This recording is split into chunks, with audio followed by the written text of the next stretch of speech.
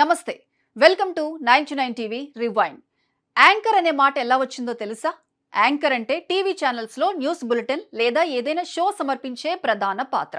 మరింత స్పష్టంగా చెప్పాలనుకునేవారు anchor man లేదంటే యాంకర్ ఉమెన్ అని కూడా వాడుతుంటారు. ఒకరికంటే ఎక్కువ మంది ఈ విధులను పంచుకుంటే వాళ్లను కో యాంకర్స్ అంటారు. కొన్ని ప్రత్యేక కార్యక్రమాలు సమర్పించే వాళ్లను ఆ కార్యక్రమం ద్వారా గుర్తిస్తూ sports anchor, weather anchor, weekend anchor లాంటి పేర్లతో పిలవటం కూడా చూస్తుంటాం. ఘటనా స్థలం నుంచి నివేదించే యాంకర్ను ఫీల్డ్ యాంకర్ అంటారు. ఛానల్ తరపున లేదా రిపోర్టర్ల తరపున ప్రేక్షకులతో అనుసంధానమయ్యే కీలకమైన పాత్ర కాబట్టి యాంకర్ ప్రాధాన్యం చాలా ఎక్కువగా ఉంటుంది.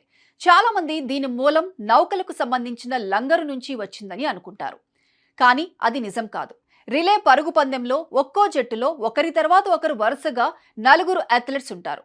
ముందు పరుగు తీసే అథ్లెట్ చేతిలో ఉన్న బ్యాటర్ను ఆ తర్వాత ఆటగాడు అందుకొని పరుగు తీస్తాడు. బాగా పరిగెత్తగలిగే అథ్లెట్ను చివర్లో ఉంచుతారు.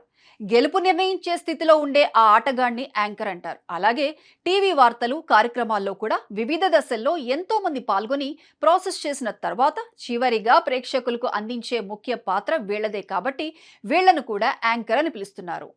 1952 ఎన్నికల సమయంలో అమెరికాలో ఈ మాట మొదటిసారిగా వాడినట్టు చెబుతారు. అప్పటి నుంచి టీవీ ఛానల్స్ లో వార్తలు లేదా ప్రోగ్రామ్ ని సమర్పించే వాళ్లకు యాంకర్ అనే పేరు స్థిరపడింది.